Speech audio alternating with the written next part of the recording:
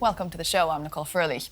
Israeli Prime Minister Benjamin Netanyahu has given his first public address since his government approved a ceasefire agreement with Hamas militants.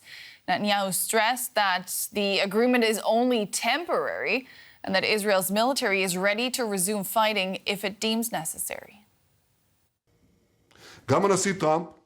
Both President Trump and President Biden have given full support to Israel's right to return to fighting if Israel comes to the conclusion that the negotiation on Phase B is hopeless, and I do appreciate that.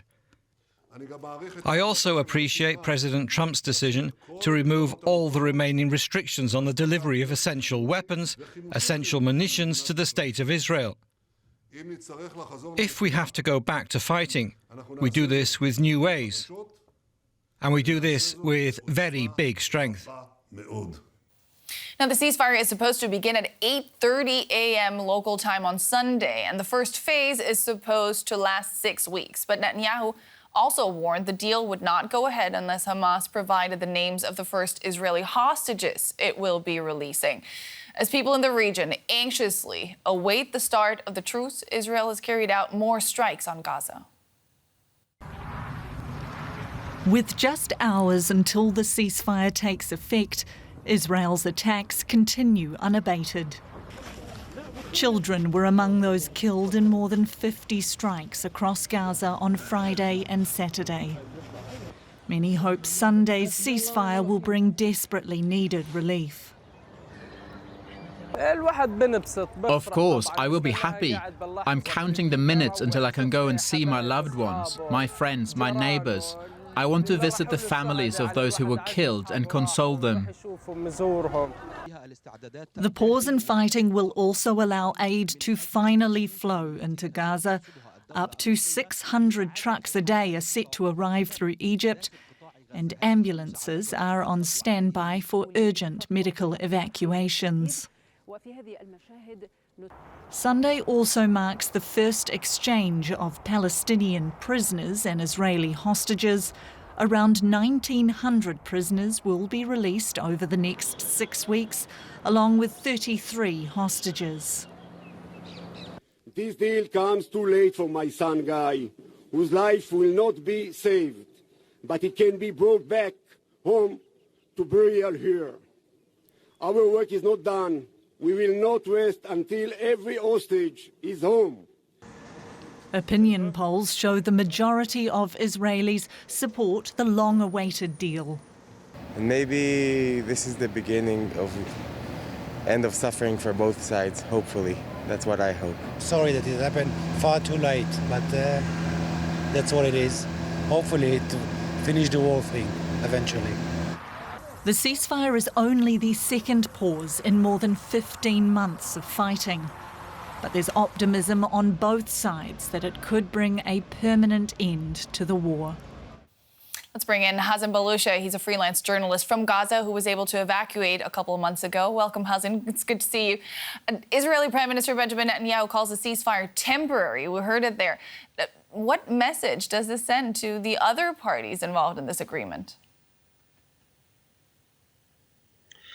Well, this is like a temporary agreement, of course. I mean, the first phase is not a permanent one. The agreement is divided into 3 phases, according to the agreement that was agreed upon, or the drafts that were shared in last July or May. So the first phase is a temporary one. They have to agree on the second phase, and the negotiations between the both parties through the mediators will start on the 16th, day 16th, after the implementation of the first phase. So I think Netanyahu's message was more political, more pressure, and it addressed the Israeli community more than any other party. Now, this deal is set to come into effect early on Sunday morning. What do we know about the people involved in the hostages for prisoner swap? Well, Hamas, still in charge in this. Most of the hostages are in the hands of Hamas. So, as agreed, that Hamas wanted some time in order to deliver the names of the hostages who will be released in the first day, and etc. in the coming days. There was some hassle today that the names weren't delivered, so there was a fear that there will be a delay, but all parties and the mediator assured that it will start tomorrow, and the hostages will be released in exchange of Palestinian prisoners.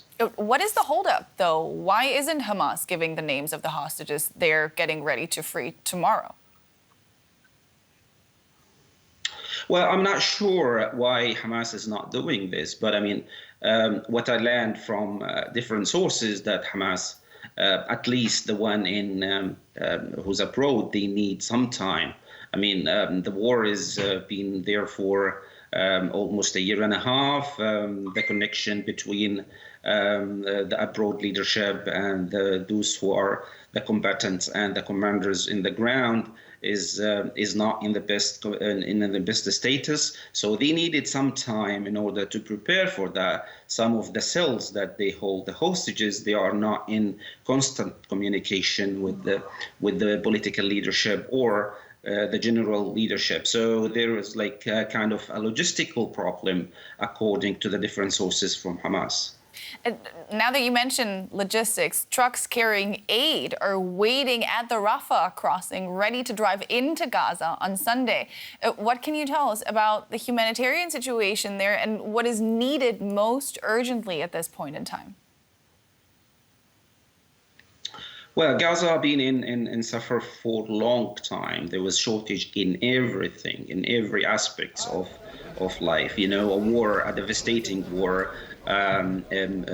targeted everything: the medical system, the infrastructure, the food availability. There was shortage in the north, shortage in the south.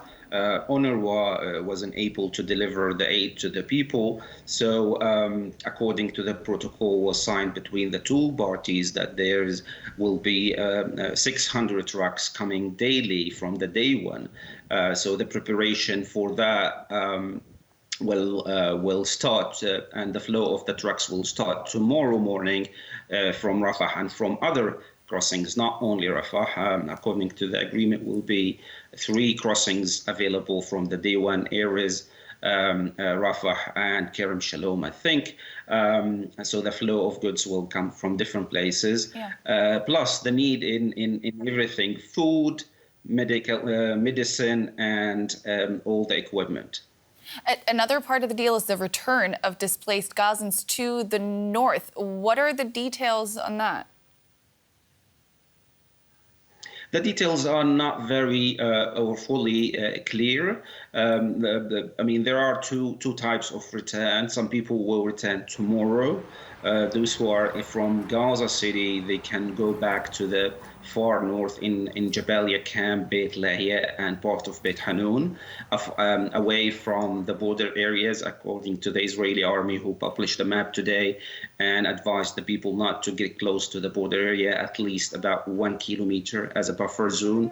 Same in the south. Those people who are in Deir al-Balah and Khan Yunis, they can go back partially to Rafah, which was completely evacuated since April last year.